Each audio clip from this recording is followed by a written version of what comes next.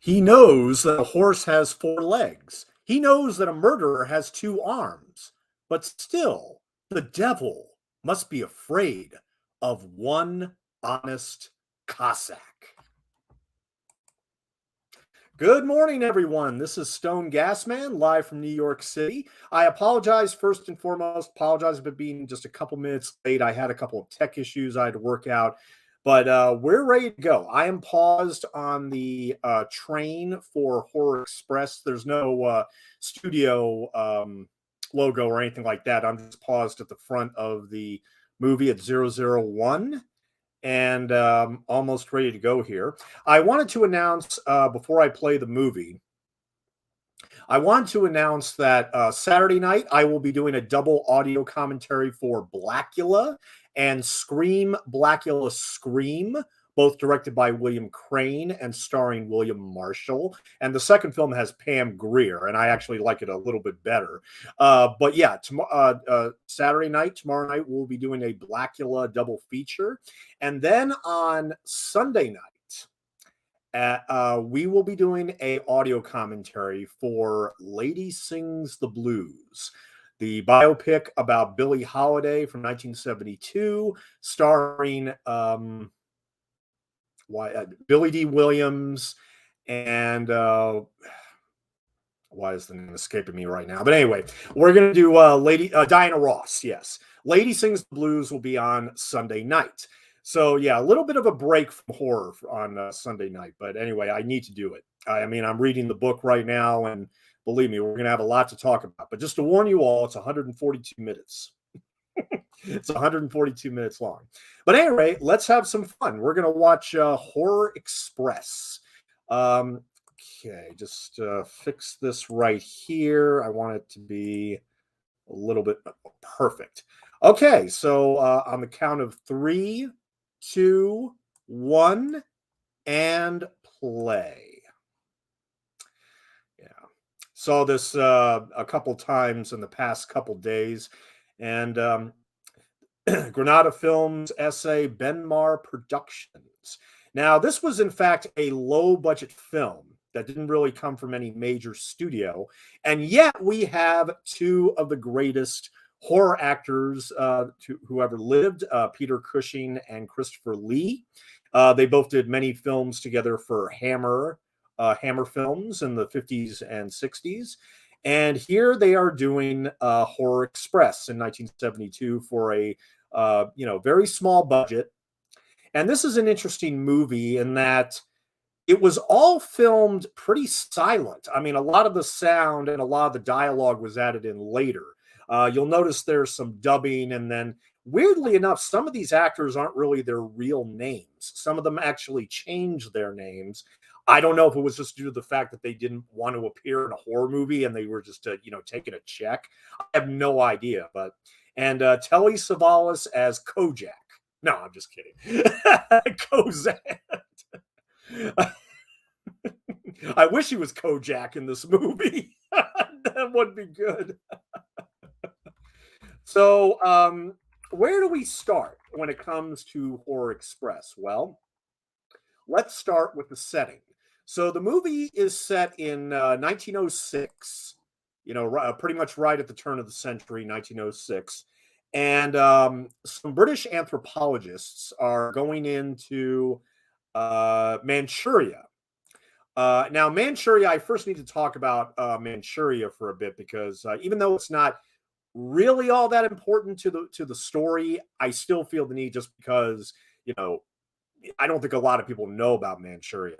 But it's actually an exonym, meaning a common native name for a geographical place or group of people, etc. But it's an exonym for a historical and geographical region in Northeast Asia encompassing the entirety of present-day Northeast China and parts of the Russian Far East. Its meaning may vary depending on the context. Historical polities usually referred to as Manchuria the later Jin from 1616 to 1636, when the Manchu-led dynasty was the predecessor to the Qing dynasty, or the subsequent duration of the Qing dynasty prior to its conquest of China proper. The northeastern provinces of the Qing dynasty, the homeland of Manchus, known as Quandong or Kwanwai during the Qing dynasty. Manchukuo, a puppet state of Imperial Japan from 1932 to 1945. Its occupied territories include the entire northeast China, the northern fringes of present-day Hebei province, and the eastern part of Inner Mongolia. First used in the 19th century by the Japanese, the term is deprecated among people of the People's Republic of China due to its association with pro-Japanese imperialism. The historical puppet state of Manchukuo of the Empire of Japan and its origination of alleged contemporary Manchurian nationalism. Official state documents use the term Northeast region to describe. Northeast China is predominantly occupied by the Han Chinese due to internal Chinese migrations and Sinicization of the Manchus, especially during the Qing dynasty. It is considered the homeland of several minority groups besides the Manchus, including the Yamek, the Zambai, the Shuai, and the Khitans. The area is also home to many Mongols and Hu. Manchuria is often referred to as the, quote, Chinese Rust Belt, due to the shrinking cities that used to be the center of China's heavy industry and natural resource mining, but today face increasing economic decline. And there is the shot of our titular beast. Oh, not titular. Excuse me, I screwed that up there. This hominoid, which Christopher Lee finds in Manchuria. And they put him in a box, and they put some chains around him, and obviously they're going to take him to be studied wherever they need to go. And so they decide to jump on a train from Shanghai to Moscow. And so the entire movie, all 90 minutes of this movie, most of this movie is going to take place on this train. And we already know that this movie is not going to end well. It's actually going to end in disaster, as Christopher Lee's voiceover implies in the opening sequence.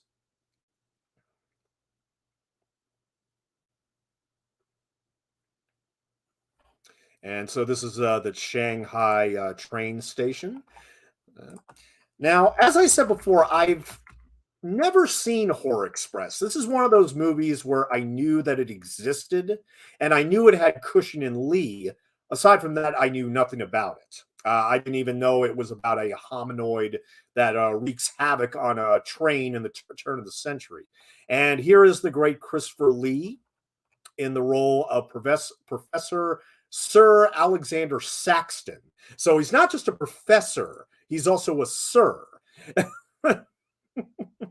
I'm not sure if he exactly deserves those titles, but but yeah, he's a British anthropologist, and he's returning to Europe by the Trans-Siberian Express from Shanghai to Moscow.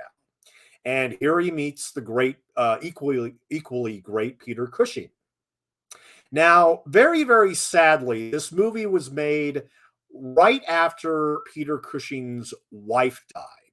And in fact, the production wasn't exactly sure if Peter Cushing would be able to get through the shoot, because he was in a really, he was mourning, he was grieving, and he just didn't feel up to the task of acting in this movie. But of course, he and Christopher Lee in real life were actually very good friends. I mean, they got along fabulously on those British Hammer horror films. And so Christopher Lee, sat him down, talked to him, and managed to convince him to do the movie, which I think audiences are very, very grateful for. I mean, they are absolutely a dynamic duo, and they make this this movie, like many of their other movies, infectiously watchable. And they're just very, very likable actors. And I got to admit that Lee is a bit more, shall we say, unlikable, a bit more unlikable than Peter Cushing's character. But and we see this thief right here, played by Hiroshi Kitatawa, Grushinki the thief, who is looking around, and he manages to find a body where evidently somebody had tried to get into the crate to steal from it. And for some reason, he now has chalk white eyes. What exactly happened, we don't know.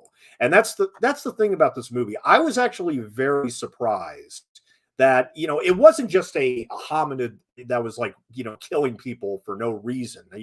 It wasn't like an Iceman situation where this misunderstood hominid who's been encased in ice for so long, and he comes into the world and he doesn't know how to react. He doesn't know what to do.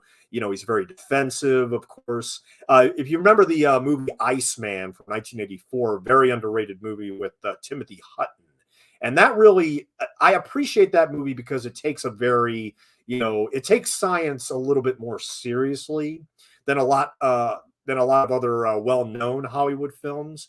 And I always appreciate that when Hollywood movies actually, listen to the science and take it seriously. One of my big issues with the Jurassic Park franchise is that they always ignore science or ridicule science, except in the first one, admittedly.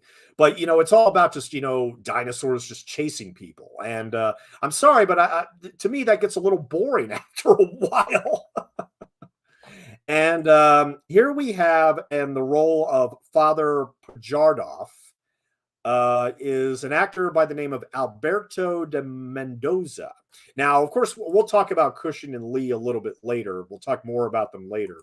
But for now, Alberto de Mendoza was an Argentine film actor who appeared in some 114 films between 1930 and 2005, spanning 8 decades. He was born in Argentina and died in Spain. Lifelong figure in Argentine films, de Mendoza appeared in films such as Adán y la Serpiente in 1946 and A Hero Muere in 1962, often working alongside Olga Zuberi.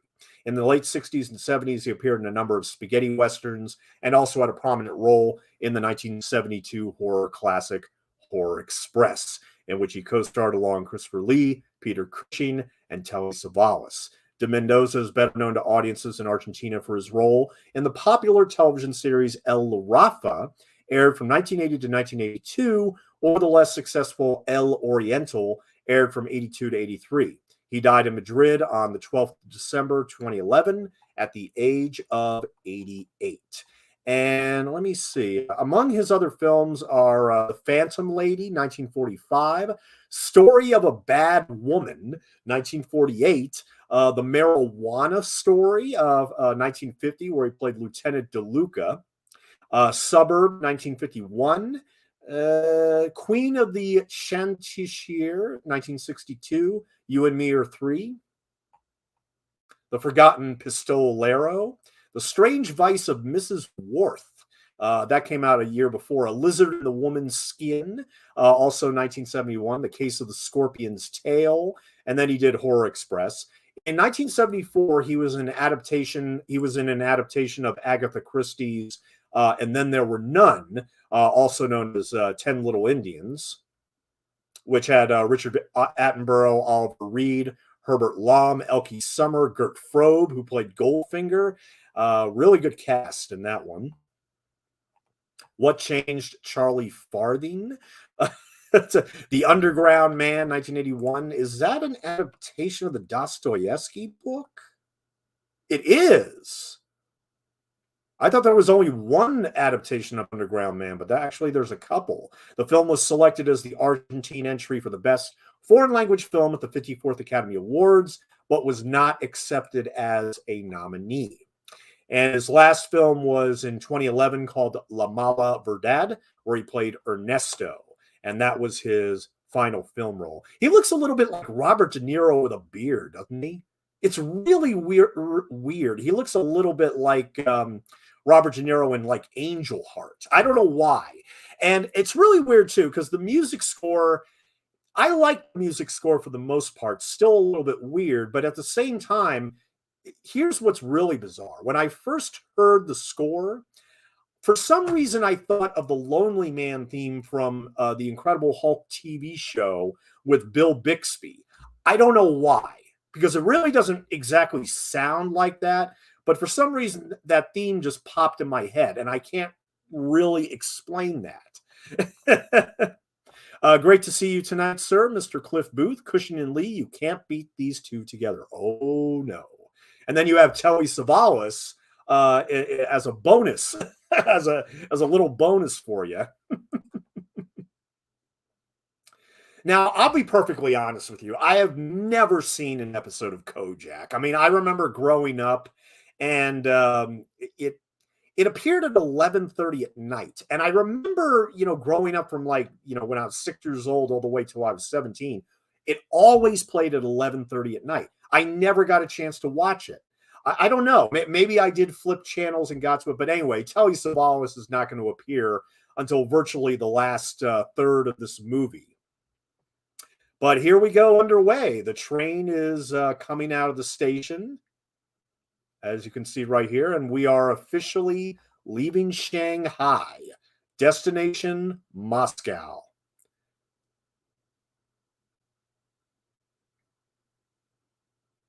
Now, just to let everybody know, I'm watching Horror Express on YouTube. There's actually quite a few uploads to this movie on YouTube. I don't know if it's in the public domain necessarily or not, but there is a Blu-ray release of the movie. There's actually a couple. Originally, the movie was released on Blu-ray by Severin Films in 2011. And that version is now out of print. You would have to pay $50 for a copy of that, which is a Blu-ray DVD combo. But you do get some extra features. You get an introduction by Fangoria editor Chris Alexander, Murder on the Trans-Siberian Express, a new interview with director Eugenio Martin, who I'll talk about here in a second. Notes from the Blacklist. Producer Bernard Gordon discusses the McCarthy era, which is a 30-minute featurette on the Blu-ray, the first Blu-ray. This interview doesn't touch much on Horror Express, but it's a fascinating account of what it was like to work in Hollywood during the 40s and 50s, with a focus on Gordon's blacklisting and subsequent under-the-table assignments. There is a 1973 audio interview with Peter Cushing that runs a whopping 1 hour and 20 minutes. That's a pretty long interview, if you ask me. And there's also Telly and Me, a new interview with composer John Kakavas.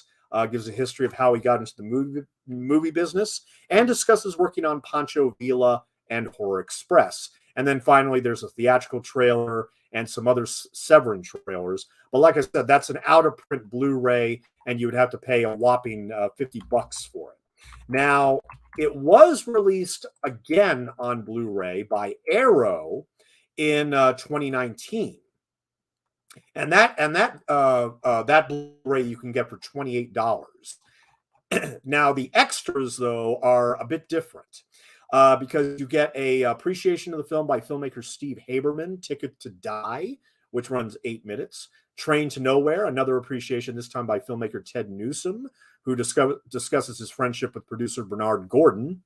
Murder on the Trans-Siberian Express, interview with co-director director Eugenio Martin, and Notes from the Blacklist. So they do bring over the Eugenio Martin interview as well as the McCarthy featurette. And then you also, and the Telly and Me is also over there as well. But you also get an audio commentary featuring Stephen Jones and Kim Newman. And finally, an introduction by Chris Alexander. So thankfully, a lot of those bonus features that were on the Severin Blu-ray, they are on the Arrow Blu-ray as well. And like I said, it's available for $28. Yep.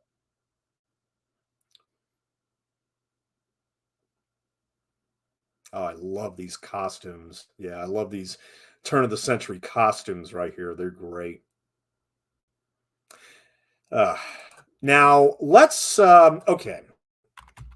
Next on the menu, although there's something in this next scene that I want to point out, which is actually pretty funny. But before I do that, let's. So, what was the inspiration for this film? How did this film came to be? Well, the film was co-produced by an American screenwriter and producer named Bernard Gordon, who I mentioned was blacklisted in the 1950s. He had collaborated with Eugenio Martin on the 1972 film Pancho Villa, which featured Telly Savalas in the title role. Martin made Horror Express as part of a 3-picture contract he had with Philip Jordan, and Savalas was under contract with Jordan as well.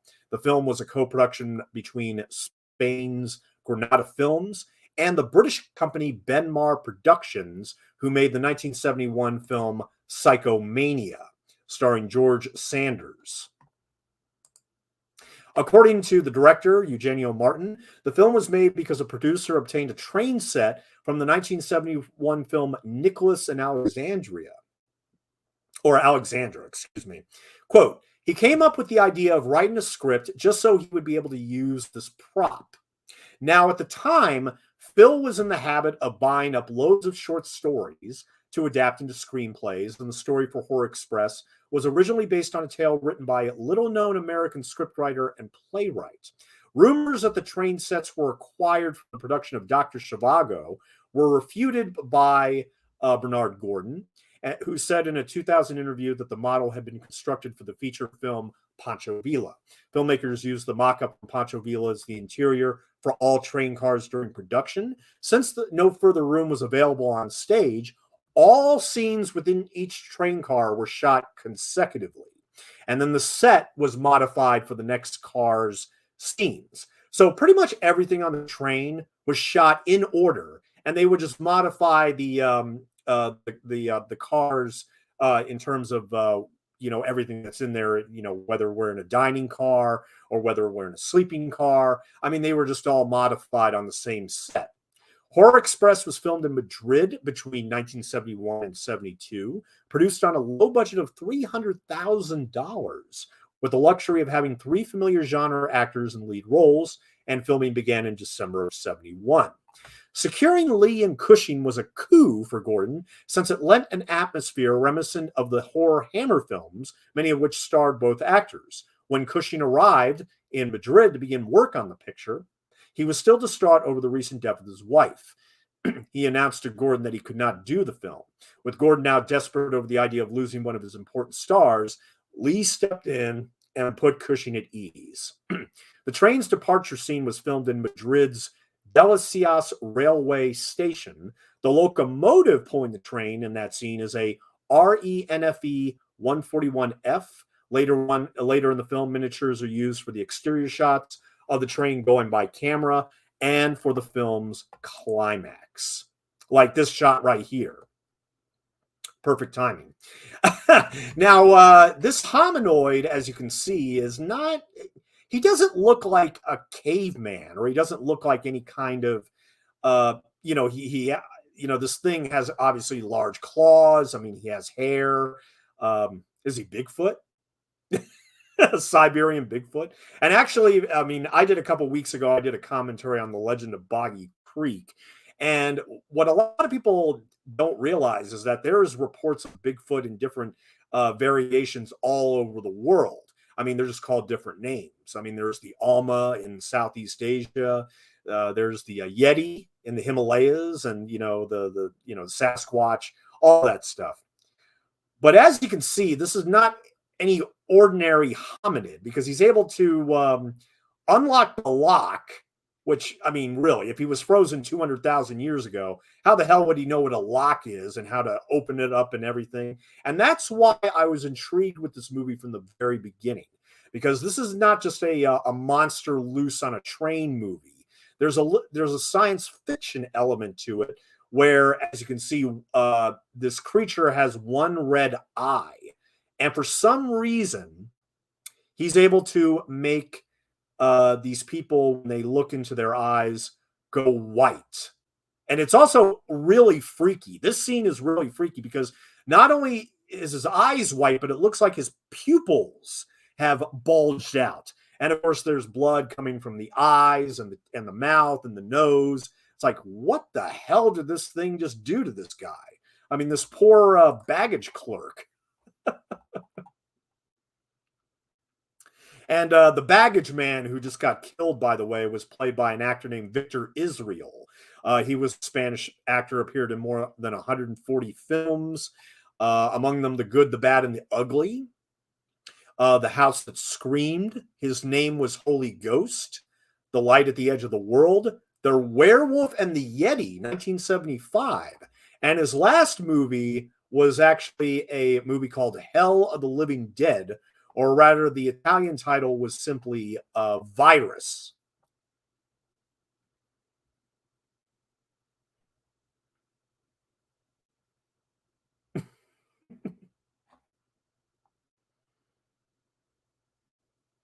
She's afraid of something. Yes, yes. Because earlier we saw the Countess talking to Christopher Lee near the crate, and the dog was freaking out. Like, what the hell is going on here? Now, this actress right here, playing Countess Irina Petrovsky, is an actress by the name of Silvia Tortosa. Spanish actress, appeared in more than 60 films in '66. Among them, The Lorelei's Grasp, The Girl from the Red Cabaret, Unfinished Business. Mhm. Not much more about her, but she was dubbed by somebody named Olive Gregg. Mhm. I swear, this guy looks a little bit like Robert De Niro from Angel Heart. Anybody else would agree? Seriously? And this guy actually looks like Britt Lamond from was it The Mask of Zorro? Oh, no, The Sign of Zorro, 1950s. Yeah. A lot of these actors, they remind me of other actors, and weirdly enough, Cushing and Lee and Telly Savalas are the only ones that I recognize. Uh,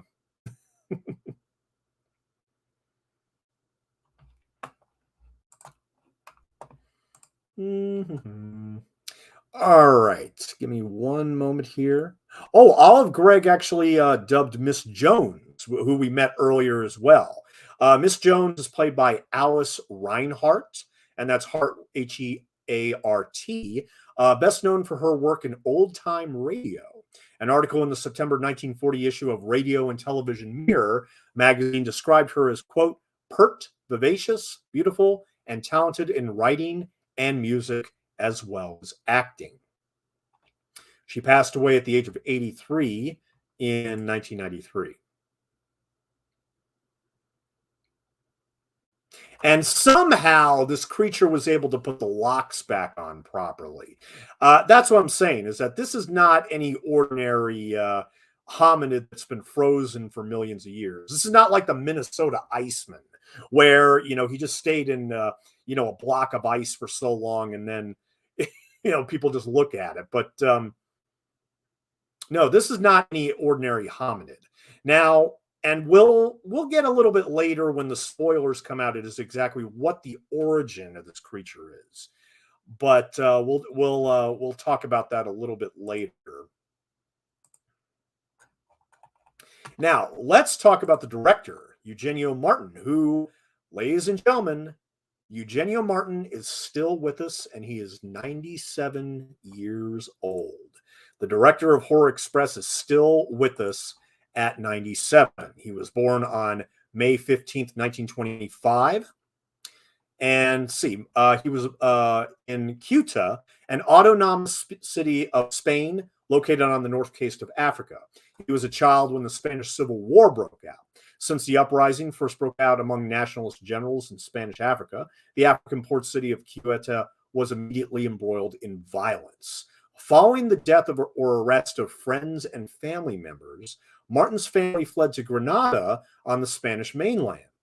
After publishing a volume of verse, Martin's interests were veered toward cinema. And while still at university, he created Granada's first film society.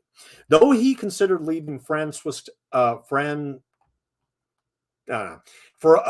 for a less censorious environment, he eventually decided to stay in Spain and accepted into, quote, the Institute of Cinematic Investigation and Experiences in Madrid. Yeah, when I read all this, I was like, really? God, this is fascinating. At the Institute, Martin made a series of well-regarded short films and documentaries before making his first feature film, Despedida de Soltero, or translated as Farewell to the Single Life, in 1957. When European film crews frequently using Spain as an affordable site for location shooting, Martin took advantage of opportunities for collaboration and worked with a number of foreign directors, most notably Nicholas Ray, who directed most famously Rebel Without a Cause with James Dean. He had the opportunity to direct films using international casts and crew, which familiarized him with many different players in 1960s cinema, by many accounts among the most fertile and creative periods in film history. In 1966, Eugenio Martin directed The Bounty Killer, released in the United States as The Ugly Ones, the first of many westerns he was to create. It remains among his better-known works. Dialogue from the film was sampled in the RZA track Ode to Django, which appeared in the credits of the 2012 Quentin Tarantino movie Django Unchained.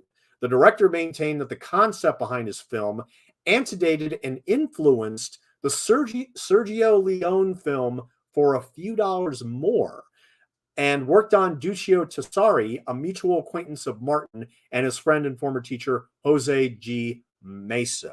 Martin made several musicals and giallo-type films in the following years, solidifying his reputation as, quote, an auteur in every genre, per the subtitle of a recent biography. The director's filmography and competence in English led American producer Philip Yordan to contract him for 3 films, which remain among his better-known works: Bad Man's River, Pancho Villa, and what we are watching now, Horror Express. And just to let everybody know, we are coming up on the 29-minute mark, of Horror Express, and we see the hominoid's hand off to the left here, waiting for this guy to come around the corner, basically, so he can suck all the intelligence out of his brain.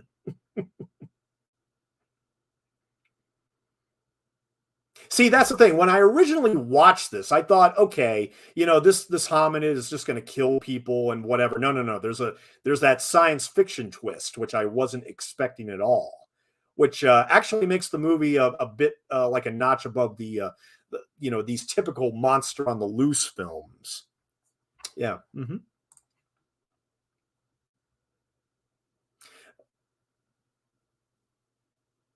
Martin's international profile dropped significantly after his 1973 film A Candle for the Devil, released in North America as It Happened at Nightmare Inn.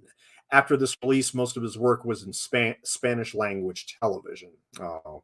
On October 11th, 2017, he was honored for the 50th anniversary of his film El Precio de un Hombre, 1967, at the 7 Degree Almeria Western Film Festival. And among a couple other films he did, Requiem for a Gringo, 1968, Golden Goddess of Rio Beni, 1964, and Captain from Toledo in 1965. And he also directed The Girl from the Red Cabaret, which I mentioned earlier. And if you want to read his biography by Carlos Aguilar and Anita Haas, it came out in 2008. Yep. Mm-hmm. And so who wrote the screenplay for Horror Express? Well, the playwright-screenwriter I was talking about that's hardly known, his name is Arnaud Diusso. That's Dusseau. And he was born in 1916 and died in 1990. He was a playwright, B-movie screenwriter who is perhaps best remembered today for his collaboration with Dorothy Parker on the play The Ladies of the Corridor. He was born in Los Angeles, and he first came to notice as the co-writer with James Gow of Tomorrow the World, a 1943 drama about a German boy adopted by an American couple who then have to struggle with his Nazi upbringing. And yes, that movie did in fact star Frederick March and Agnes Moorehead. A while back, I actually went through most of Frederick March's filmography, watched most of his films. That was one I didn't watch, to be perfectly honest. In 1945, another controversial play by Dessau and Gow followed called Deep Are the Roots, about a black army officer who falls in love with a former senator's daughter. Oh. It ran for 477 performances over 14 months, directed by Elia Kazan, of all people. Of course, he would later direct On the Waterfront, which won 8 Academy Awards. And this play, Deep Are the Roots, starred Barbara Bel Geddes, best known as Midge from Vertigo, and Gordon Heath. In 2012, the play was produced at the Metropolitan Playhouse. In late 1950, Arnaud D'Usso, his name appeared on the Hollywood blacklist as a communist sympathizer. He was forced to appear before Senator Joseph McCarthy's anti-communist Tidings Committee in 1953, but declined to answer any questions, declaring that he would be glad to discuss communism with the senator in a forum where the cards were not stacked against him. Afterwards, he moved to Europe and continued to write screenplays under various pseudonyms. Upon returning to the United States, he taught screenwriting at New York University and the School of Visual Arts. He died in 1990 at his home in New York following surgery from stomach cancer. And among the films that he wrote, not including Horror Express, he also wrote Psychomania, which I mentioned before, Just Off Broadway, Who is Hope Schuyler, The Man Who Wouldn't Die, Repent at Leisure, Lady Scarface, and One Crowded Night. Mm-hmm. And apparently he wrote the screenplay with somebody named Julian Zemet. Okay. And just like the producer Bernard Gordon, he was, of course, blacklisted. Now, as for Bernard Gordon, who, like I said, was blacklisted like the screenwriter, he was born in 1918 in New Britain, Connecticut, passed away in 1988 in Hollywood. And he, for as much of his 27-year career, he was prevented from taking screen credit by the Hollywood blacklist. Among his best-known works are screenplays for Flesh and Fury, 1952, Earth versus the Flying Saucers in 1956, and 55 Days at Peking in 1963. And Flesh and Fury was this gritty boxing picture starring an up-and-coming actor named Tony Curtis. I saw it years ago. It was it was quite good. Quite good. A Western with Rock Hudson called The Lawless Breed followed, but Gordon was subpoenaed to testify to the House of Un-American Activities, investigating communist influence in Hollywood. Although subpoenaed, Gordon was never called to testify and thus remained in legal limbo. His producer, William Alland, had named Gordon in his own testimony to HUAC. A former left-wing sympathizer himself, Alland regularly informed the government about the political leanings of writers with whom he dealt with at Universal Pictures. And if William Alland, if that name rings a bell, he's the man who produced Creature from the Black Lagoon and its two sequels. In 1954, Gordon received an under-the-table assignment from producer Charles Schneer, who worked with Columbia Pictures' low-budget maven Sam Katzman. Gordon adapted a play written by two friends, which became The Law versus Billy the Kid. Schneer employed Gordon many times during the 1950s, memorably as screenwriter of Earth versus the Flying Saucers, a low-budget alien invasion film with special effects by Ray Harryhausen. These low-paying assignments were generally B-level pot boilers. Notably, one of Schneer films was the only feature film to co-star Ronald Reagan and his wife Nancy Davis, called Hellcats of the Navy. Reagan's political views were diametrically opposed to the then blacklisted Gordon, though after Reagan was elected president, he denied blacklisting had ever occurred, despite evidence proving this inaccuracy. Gordon took ironic satisfaction in having written an introduction for the esteemed Admiral Chester Nimitz and having Reagan give voice to his words on film that was broadcast on television during his 2 terms as president. Another film for which Gordon wrote pseudonymously due to the blacklist was the 1957 classic Zombies of Moratau. Try sitting through that one.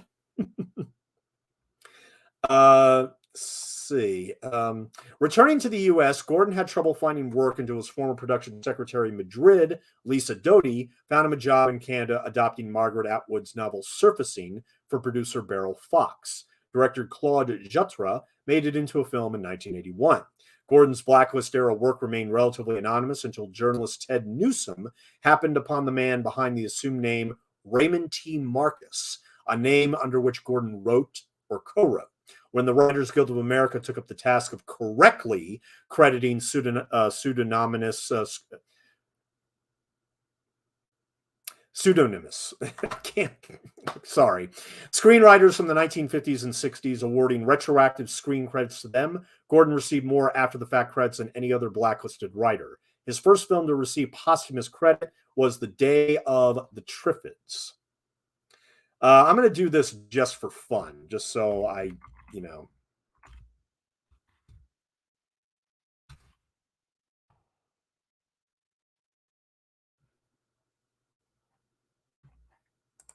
Pseudonymous. Pseudonymous. That's how you pronounce it. Pseudonymous. Thank you. And, okay. Gordon subsequently wrote 2 autobiographical books detailing the 20-year surveillance of him by the FBI and often spoke publicly about his experiences. He helped lead the unsuccessful fight against the Academy of Motion Picture Arts and Sciences Lifetime Achievement Award to Elia Kazan, who cooperated with HUAC during the blacklist era. And he died in May 11th, 2007 in Hollywood, California.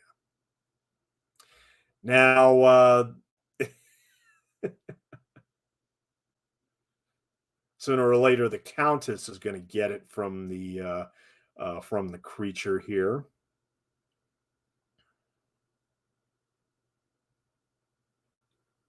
Ah! Oh man! Yeah, just look into its eyes. Just look into my red eye, so I can suck out your knowledge and all your. Because apparently he's able to suck every bit of knowledge out of the human brain and use all that information to his advantage. This is pretty grisly stuff. I mean, you know.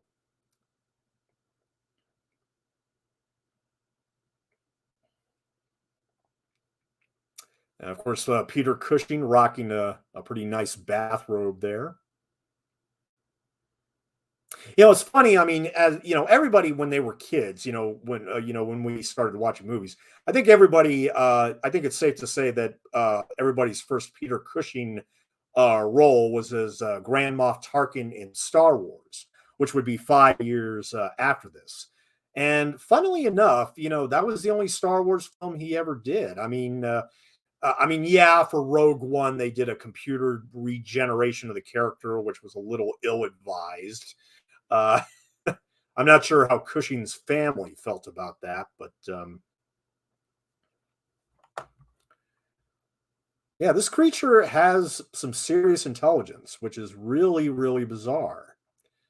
Like I said, he's not just some scared hominoid from the deep past. And that's why this film kind of brings up the whole idea of, this being an alien creature. And the idea that, of course, aliens had visited the Earth many, many years ago. And there is evidence to support that, by the way, not just conspiracy nonsense. And he's about to be shot here. Let me see. Yes, the extraterrestrial has been stranded on Earth for millions of years. So not just hundreds of thousands of years, but millions of years. It's a formless extraterrestrial that inhabited the body of the humanoid. Unknown to them, the creature has transferred itself into Inspector Miroff right here.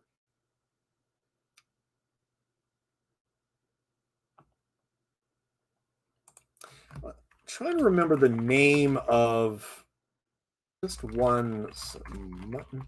Yeah, that's what I thought. This actor. I always think of Chester Alan Arthur, the U.S. president, when it comes to people with mutton chops, and that's exactly what he has right here. Now, Inspector Miroff, while he was dubbed by Roger Delgado, he was actually played by a Spanish actor named Julio Pena. And very, very sadly, this was his very, very last film. As a matter of fact, he died pretty much right after shooting. He passed away July 27th of 1972. And he died age 60 years old, only 60, at Cortillo Blanco in Marbella, where he was resting after appearing in the film Horror Express. So literally after he made this film, he passed away at the age of 60. Very, very sad. And he's really good in this movie. Among the other movies that he's done are The Unloved Woman, 1940, Intrigue, 1942, They Always Return at Dawn, 1949, Revelation, 1955, Alexander the Great, 1956, where he played Arcite, Return to the Truth, Spanish Affair, Solomon and Sheba, The Happy Thieves, Minnesota Clay, Bullet in the Flesh, The Hellbenders, Pistol for 100 Coffins, The Price of Power, Sundance, and The Kid. And in 1973, a couple of movies would be released posthumously. His final film role, believe it or not, was actually a movie called Voodoo Black Exorcist. I think I will pass on Voodoo Black Exorcist. I got to admit also, I'm not a fan of voodoo in the movies or, in real life. It's just never been my thing. I don't find it scary. I don't find it, intimidating. I don't know. I've never really cared about, voodoo practices and everything, but just not my thing. Just not my thing. So yeah. And one of his other last films was Horror Rises from the Tomb, which is a Spanish movie that came out in 1973. And they re-released the film in Germany on September 2nd, 1980 as Blood Mass of the Zombies in an attempt to cash in on George Romero's hit film Dawn of the Dead. In France, the film was retitled L'amour parmi les Monsters, Love Among the Monsters. Yep. So that's Julio Pena right there, sporting some mutton chops and everything. All right, we just passed the 44-minute mark, the 44-minute mark of Horror Express, and we're coming up about halfway through. We're about halfway through the movie at this point. Now, the actor in the red coat right here is Angel Del Pozo, I believe. Is that really him, or is that an? There were a couple actors I wasn't able to identify exactly. That's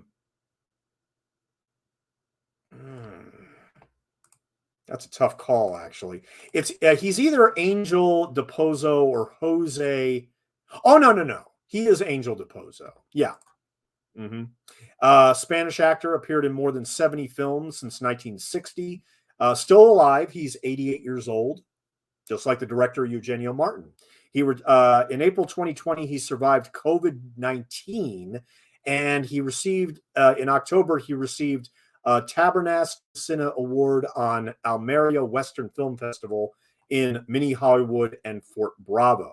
Among his films are My Street, The Dictator's Guns, The Big Gun Down for a Few Extra Dollars as Captain Lefebvre, Face to Face, The Glass Sphinx, Catlow.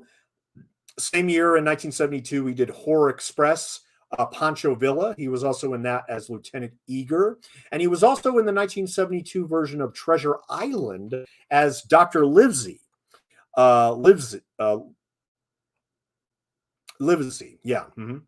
That version of Treasure Island actually had Orson Welles as Long John Silver.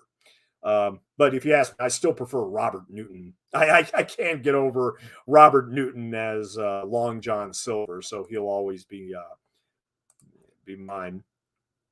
Angel DePozo also was in The Man Called Noon, The Three Musketeers, and The Four Musketeers as Jussac, Mistress of the Devil, and finally the 1975 film The Passenger, and he played a police inspector. Now, if you've never seen The Passenger, I got to talk about this movie for just a minute.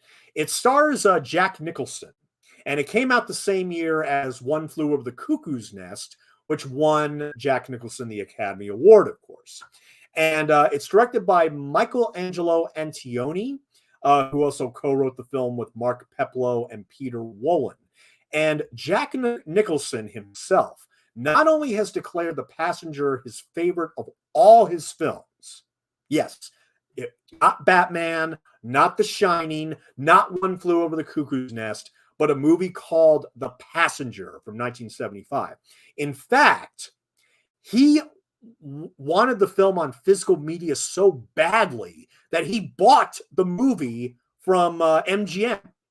Jack Nicholson literally bought the movie from MGM so he could release it on DVD and Blu-ray. On top of all that, Jack Nicholson actually did an audio commentary for The Passenger, and it's terrific. If you are a Jack Nicholson fan, no matter what your favorite genres are, you have no excuse. Please check out The Passenger. I implore you. It is just wonderful. And it is, I think, one of Antonioni's best films. You know, he, of course, also made Blow Up and Zabriskie Point and competed for the Palme d'Or at Cannes. But yeah, and what is The Passenger about? Well, this is what I love about it. Basically, Jack Nicholson plays a reporter in Chad. Okay, and he assumes the identity of a dead businessman who is basically in the room next to him in the where he's staying at, and but he is unaware that the person that he is impersonating, that he essentially just changes identities with, is actually an arms dealer with connections to the rebels in the current Civil War. And the film also has Maria Schneider from Last Tango in Paris. Like I said, I love Jack Nicholson, and The Passenger, yeah, definitely one of his best. And like I said, that's his all-time favorite movie. You all should check it out. It's really, really wonderful. And it's curiously never talked about. I mean, I did, when I was on Twitter a few years back, I did a challenge where I said, okay, name another film where a person assumes another person's identity. And I chose The Passenger. And, you know, people were like, whoa, I've never even heard of this movie before. Yeah. But yeah, Jack Nicholson is such a huge fan of that. So please check it out. Please check it out. Now, I got to admit, I'm not a big fan of a lot of these religious types. And, well, I mean, specifically like exorcists and stuff like that constantly declares like, oh, you know, sinning and the sinners and all that crap. I mean, just spouting a bunch of religious bullshit that, I mean, you know, and doing stuff like this, which, you know, Christopher Lee is obviously just, you know, dismissing this all as nonsense. Now tell me he doesn't look like Robert De Niro with hair and a beard. Tell me he doesn't look like Robert De Niro from Angel Heart. He does. He honestly does. I mean, he does have a scar on his head too, but oh man, that countess is beautiful. I like the scene earlier in the dining car where the guy sits down next to her, you know, doing a little cock blocking, and just thought, yeah, I'm gonna talk to this lady right here. Hey, didn't we meet at that dinner at that one palace? I was like, no, I've never seen you before, sir. Sorry. It's great. It's great. Now we enter a snowy region, probably in Russia. I'm sure we've already passed the Chinese border by now, but now I think we pretty much talked about all of the actors that were in the film, with the exception of Telly Savalas, who, like I said, is going to come a bit later. But Helga Lean, who plays Natasha, she is a German-born Portuguese Spanish-American film actress and circus acrobat, best known for her work in the horror genre of film. She made 132 appearances, mostly between 1941 and 2006, but most of her work has been in Spanish cinema. And she is also still with us. She was born in Berlin, Germany in 1932, right before Hitler took over, and she is still with us at 90 years old. 90 years old. And a pretty cool filmography, if you ask me. In 1950, she was in her first film called Kill or Be Killed. And then she did films like The Twin Girls, The Blancheville Monster, Gladiator 7, Hercules and the Tyrants of Babylon, Goliath at the Conquest of Damascus, Nightmare Castle, Agent 077, Mission Bloody Mary. That's one of the thousands of Bond spoofs that came out in the 60s. In fact, I think she did several of those. She also did In a Colt's Shadow, The Murderer with the Silk Scarf, Weekend Italian Style, Password Kill Agent Gordon. See, she did a bunch of these Bond knockoffs. Special Mission Lady Chaplin. So Sweet, So Perverse. Churchill's Leopards. Here's one of my favorite titles. Have a Good Funeral, My Friend. Sartano Will Pay. That's a title. Have a Good Funeral, My Friend. Sartano Will Pay. I'm going to actually take a note of that. I might watch that later. After Horror Express, she was also in Horror Rises from the Tomb, The Mummy's Revenge, 1973, The Vampire's Night Orgy, also from 73, which is a Spanish horror film. Dick Turpin, Open Season, 1974. Death's Newlyweds, 1975. The More It Goes, The Less It Goes, 1977.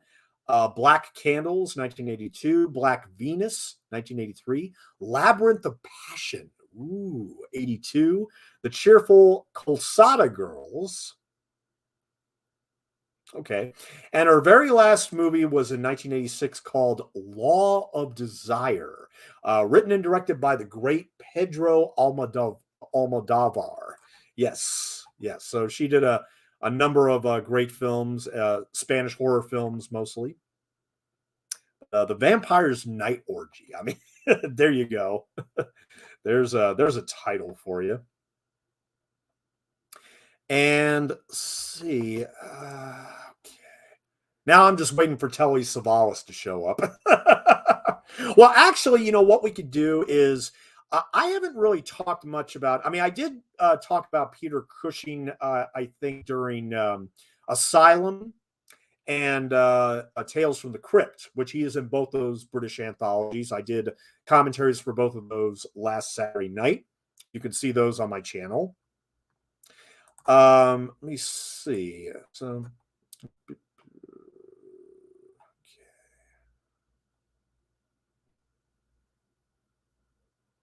oh, I didn't know that. Huh. All right. Well, okay. Peter Cushing. A few things that I don't know if I mentioned, but I'll just. He was Osric in the Laurence Olivier film adaptation of Hamlet, 1948. He also played Winston Smith in a BBC adaptation of George Orwell's 1984 in 1954.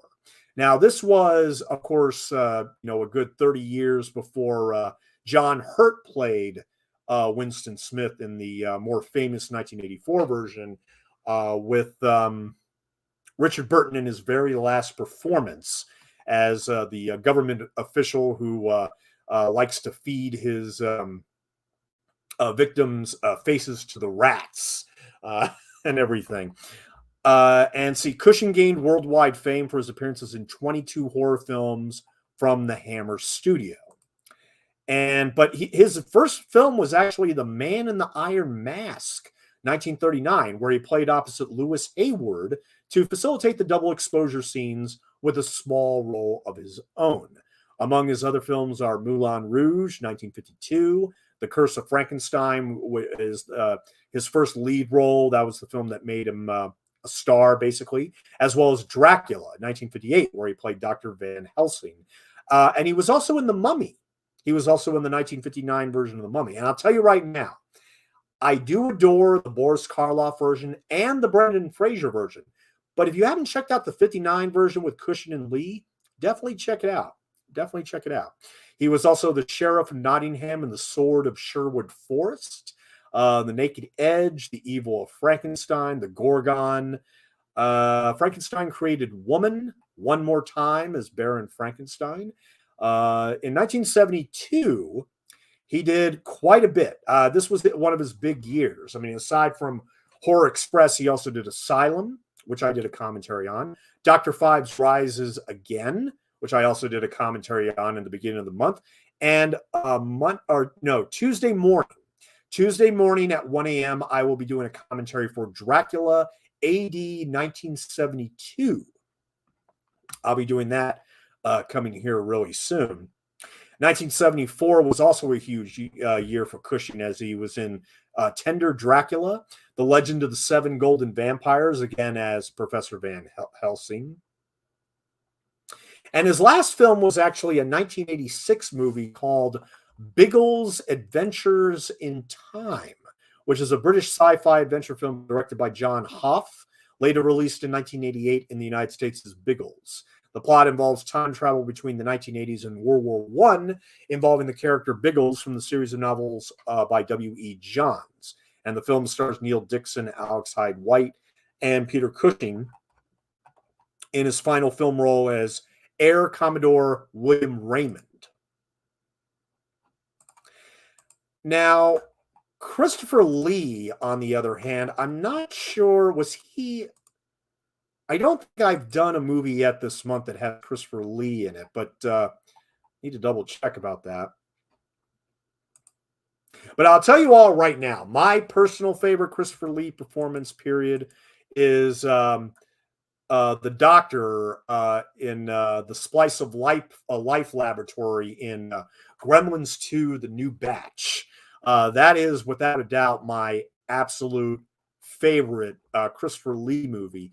And I love what I love the story that Joe Dante tells on the commentary for that, where they were celebrating, they were doing like a celebration for like Christopher Lee's like 100th movie or something like that.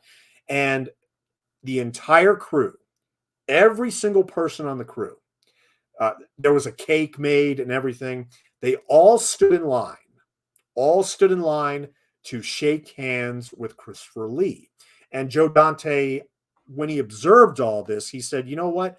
I don't think Christopher Lee himself was really aware of how much of an impact that he made on audiences, because, you know, he had made so many damn movies. I mean, he was in over 200 movies, you know, at that point.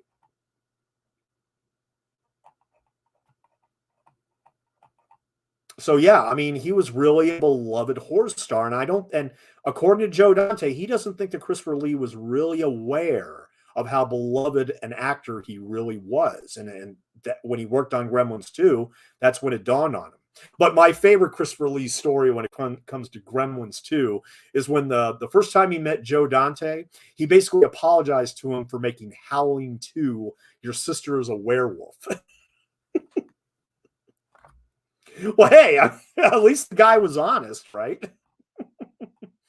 After Horror Express, and he's also in Dracula AD 1972, and he's also in another movie I will be doing a commentary on at the end of the month. On October 30th, I will be doing a commentary on a 1972 British film called Deathline, produced by Alan Ladd Jr. and written and directed by Gary Sherman. Christopher Lee is in that, also with Donald Pleasance. So that'll be Sunday night, October 30th, which will be a double audio commentary with Tam Lin, directed by Roddy McDowall. There's the Blu-ray for Tam Lin, directed by Roddy McDowall, starring Ava Gardner and Ian McShane. So yeah, definitely should come out for that double feature right there on October 30th. And here we have Telly Savalas smoking a cigar. We are at the 1 hour and 1 minute mark, by the way, the 61-minute mark. And we have about 28 minutes left here to go. So yeah, Telly Savalas really brings a lot of well, this movie does have a sense of humor. I mean, there is a sense of humor all throughout this movie, which I very much appreciate.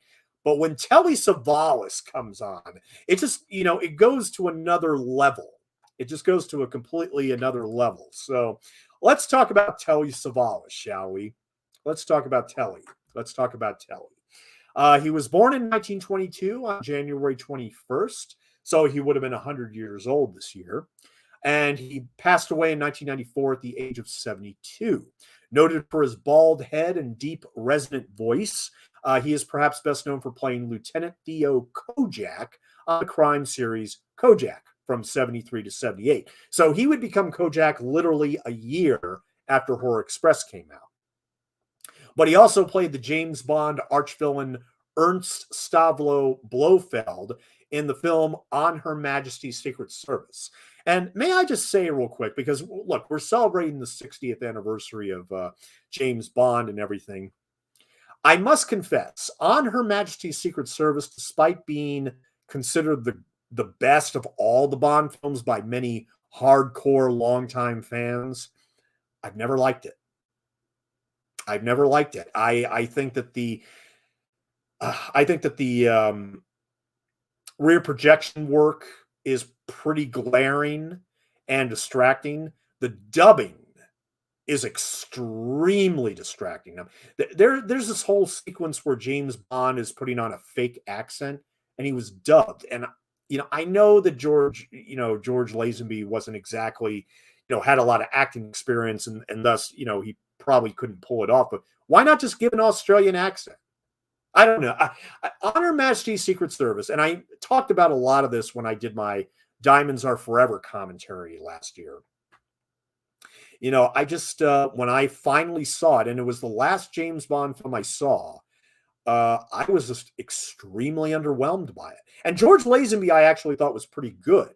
I mean, I will say, controversially, that when it comes to the action scenes, he kicks Sean Connery's and Roger Moore's asses every day of the week. He actually did his own stunts, and he actually fought in those action scenes, and he's great. I mean, in terms of action, George Lazenby is great. The thing is that I don't know. I think my personal theory is that I think because of the fact that Bond films love the book so much, and the book is beloved when it comes to Bond fans, that's primarily the reason. I never liked the idea of Bond getting married. Never liked it.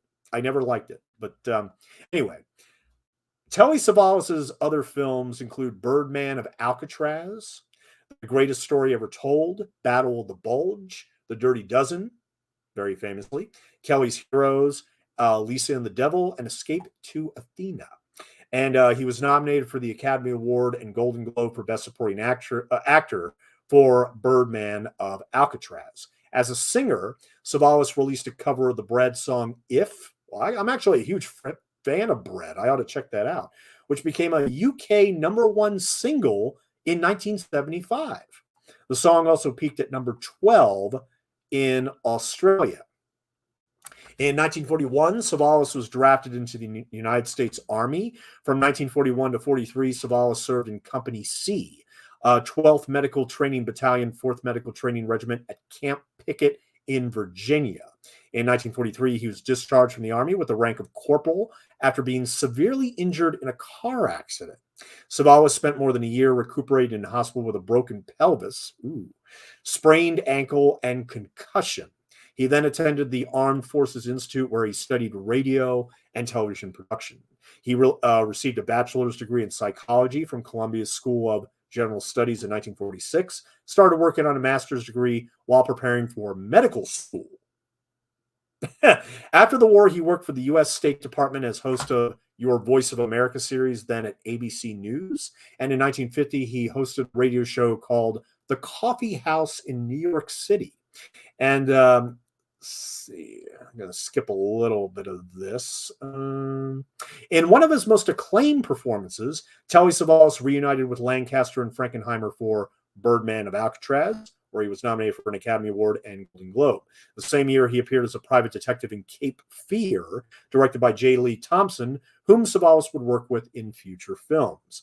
And also The Interns, reprising his role from the latter film in The New Interns, 1964. He also guest starred in a number of television series including during the decade, including The New Breed, The Detectives, Ben Casey, The Twilight Zone, in the episode The Living Doll, and The Fugitive and Arrest and Trial, among others. He continued supporting roles in films such as The Man from the Diners Club, Love is a Ball, and Johnny Cool. Savalas, already at a late stage of male pattern baldness, shaved his head to play Pontius Pilate in The Greatest Story Ever Told, a movie which, needless to say, I will never watch. and kept his head shaven for the rest of his life. He reunited with J. Lee Thompson and John Goldfarb, Please Come Home, and was one of many names in the 1965 production of Genghis Khan. He was part of an all-star cast in The Dirty Dozen, playing Archer Maggot, the worst of the dozen, in a role Jack Palance turned down. He reunited with Burt Lancaster and Sidney Pollack in the western Scalp Hunters, and also featured in the comedy Buenos Sarah, Mrs. Campbell, also 1968, noted as one of his favorite roles, and the all-star action movie McKenna's Gold, his third film for J. Lee Thompson. Savalas attributed his success to, quote, his complete ability to be himself. Yeah. He was also in Crooks and Coronets in 1969, Pancho Villa, where he played the starring role, as I said before, and the 1973 movie Redneck. He reunited with Christopher Lee in the 1976 thriller Killer Force, and also appeared in Peter Hymes's 1978 film Capricorn 1. Quote, I had worked my way up to star billing. When the bottom dropped out of the movie business, I could have stayed in Europe and made Italian movies, but I discovered the big difference between an Italian and American movie is that in the American movie, you get paid. And of course, he was in Kojak from 73 to 78.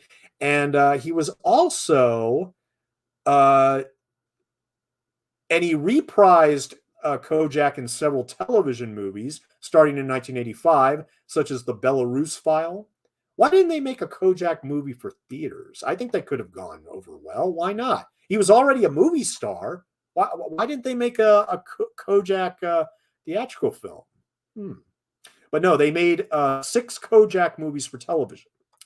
Savalas wrote, and directed, and starred in the 1977 independent thriller Beyond Reason.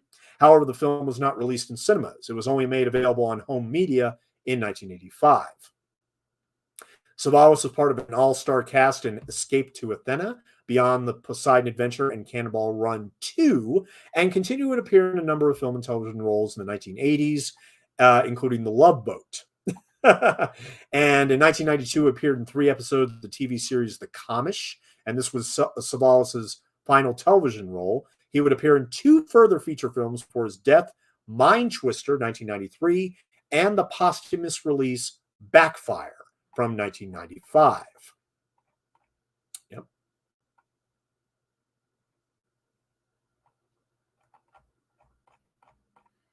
Yep. So yeah, there's Telly Savalas for you. Now I got a Telly Savalas story too, which a lot of fans of Superman, the Christopher Reeve Superman series, will know. But in the rewrite script, yes, thank you so much. I will have something to drink after the commentary. Yes, I know. I didn't. Usually, I have something to drink here so I can replenish myself. I know, but at any rate, we're coming up. We're at the 1 hour and 10-minute mark, and we have about 18 minutes left. So yeah, thank you so much. I'll be sure to drink some water right after this. Oh, that's what I'm talking about, Kojak. Yeah. Damn.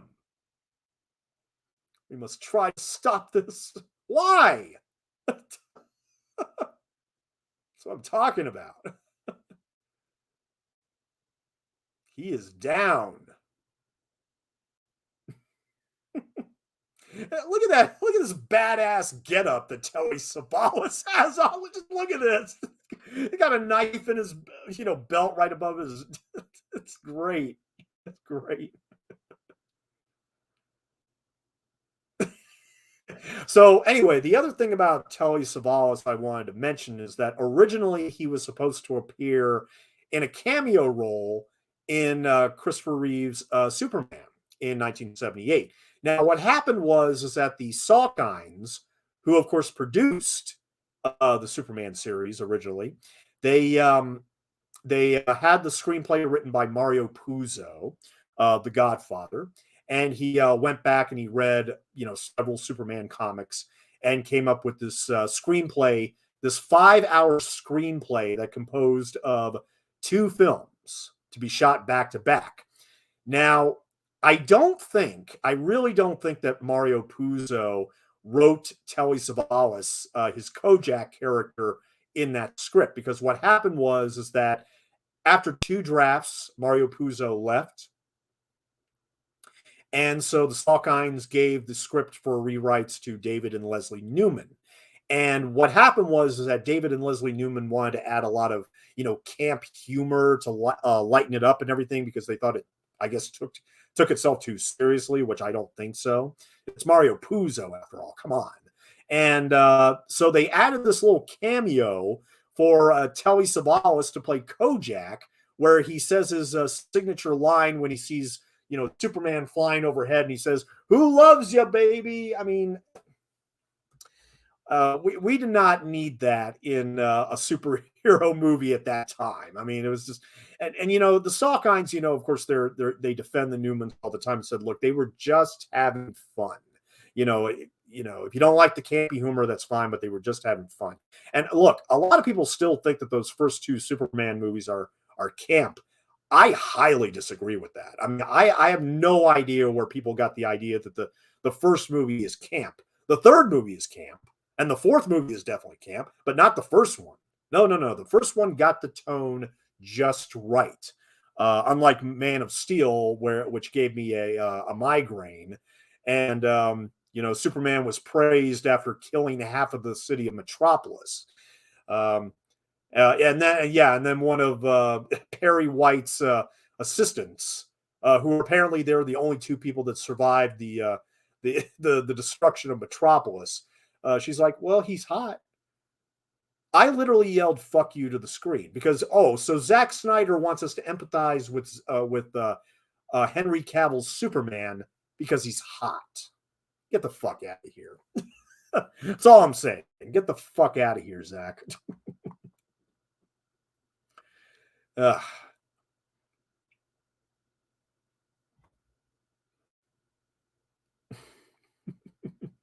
So we just passed the 1 hour and 14-minute mark, and we got about 13 minutes left to go. About 13 minutes. So we pretty much talked about Telly Savalas in detail. I think that's about it. Although I should talk about the music score real quick. Like I said, the score that reminded me of the Lonely Man theme from Incredible Hulk, of all things. But the score was done by John Kakavas. He passed away in 2014. He was an American composer and conductor, probably best known for his television scores, including Kojak and The Time Machine, for which he was the chief composer. He also composed Kojak's second main title theme for its 5th and final season in 77 and 78. So do you think that Telly Savalas, when he finally saw Horror Express in its final form, that he was like, no, I want that composer to come to Kojak? Maybe, I don't know. After studying music in the 1960s, he won a Grammy Award for spoken word performance with a friend named Charles Osgood when they did a recording of Gallant Men from U.S. Senator Everett Dirksen. While working in London in the 1970s, Kakavas met actor Telly Savalas, who later helped him move into working on movie scores. Kakavas scored Savalas' 1972 cult horror film Horror Express. He moved to London, where he began to compose scores, or Hollywood, where he began to compose scores for television series and movies produced for TV. His television credits are extensive, including scoring the series Hawaii Five-0, The Bionic Woman, Mrs. Columbo, The Eddie Capra Mysteries, and Buck Rogers in the 25th Century, as well as television movies such as The Elevator, Friendly Persuasion, Murder at the World Series, SST Death Flight, Superdome, and The Time Machine, and the 1982 film The Executioner's Song, starring Tommy Lee Jones.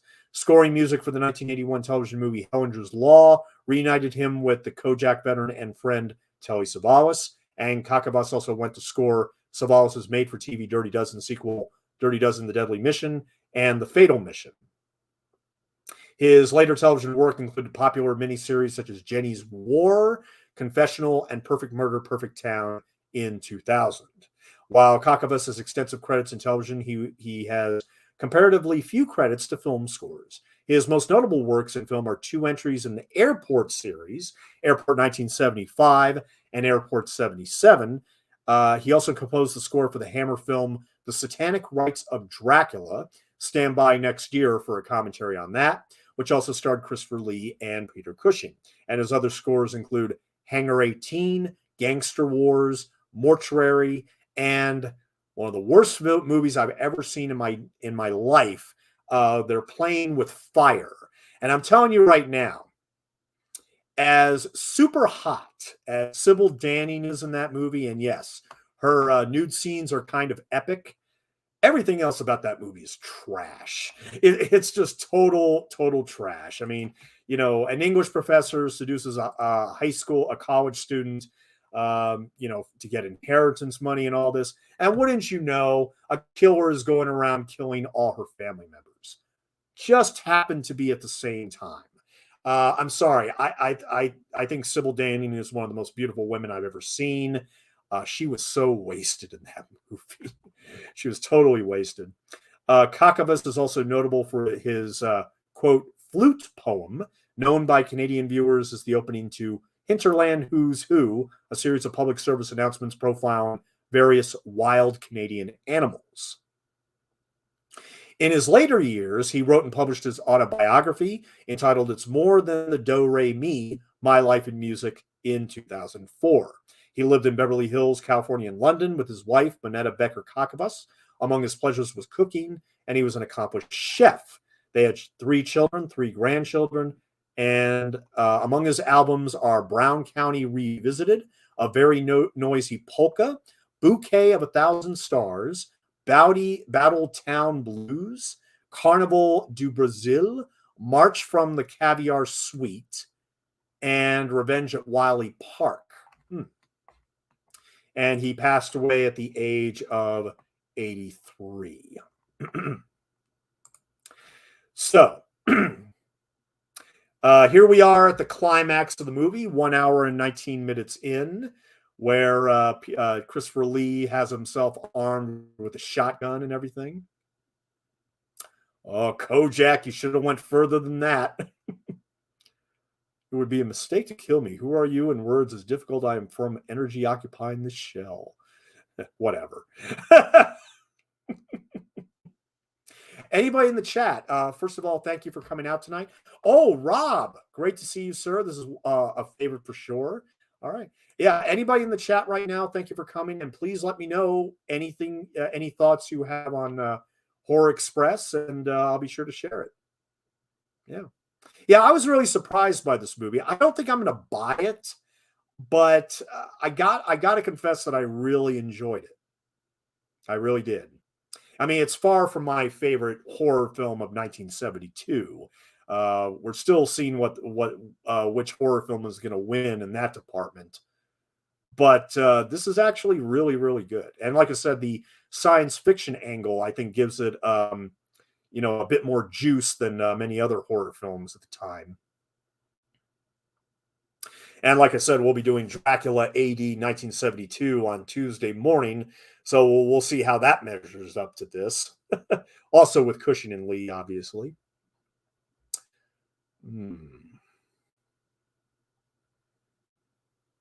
Yeah, we don't see that monster anymore when he starts impersonating everybody.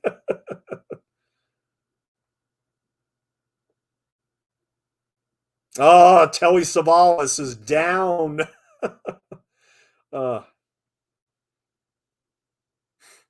Yeah, it's funny when they cut open everybody's heads. They notice that the brain is all smooth and everything because it's been evidently drained of all its thought and everything that have been accumulated over the years, and this creature has absorbed all that information.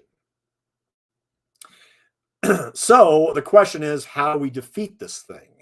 And honestly, I was a little surprised what happens at the end here. I knew that the film was going to quote unquote end in disaster because that's essentially what Christopher Lee says at the end of the movie. But, but I wasn't expecting like this kind of disaster, Was not expecting it at all. All right, we are coming up on 1 hour and 22 minutes. And as you can see, the train is barreling out of control as they deal with,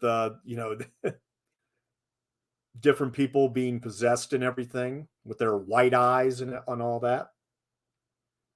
This almost becomes like a zombie movie.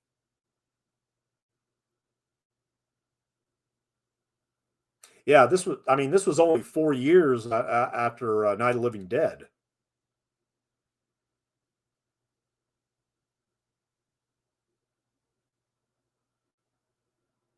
Good old action here to finish off the picture.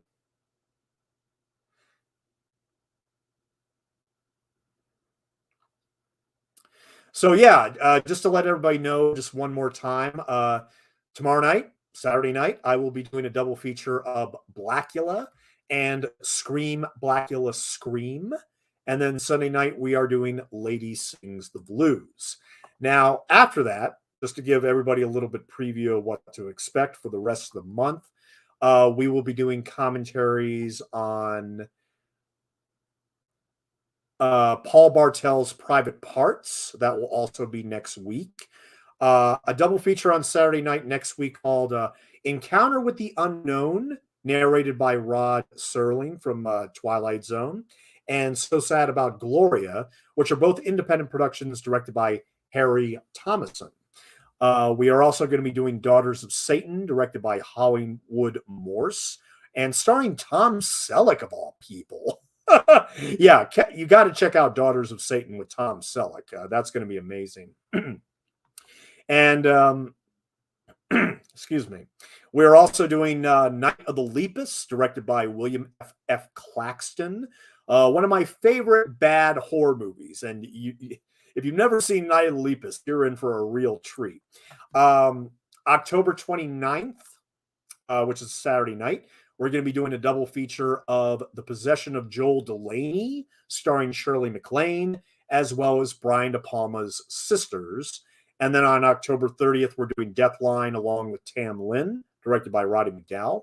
Halloween night, which is on a Monday night, I will be doing Lucio Fulci's Don't Torture a Duckling, and finally Benjamin Christensen's Haxan. And that will be a 100th anniversary audio commentary for Haxan, which is my absolute favorite silent horror movie, even over Nosferatu. And I love Nosferatu.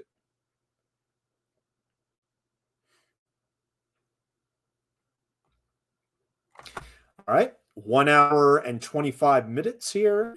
We see the preacher with red eyes, and here we go. Get ready for it. Just like at the climax of Back to the Future 3. Pretty much the entire. This is actually. Oh, this is awesome. I love this.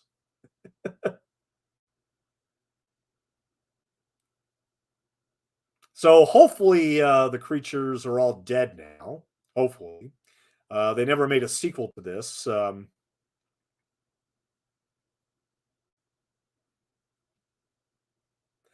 Where the final car, the caboose, managed to stay on there, and Peter Cushing and Christopher Lee and the Countess all survived.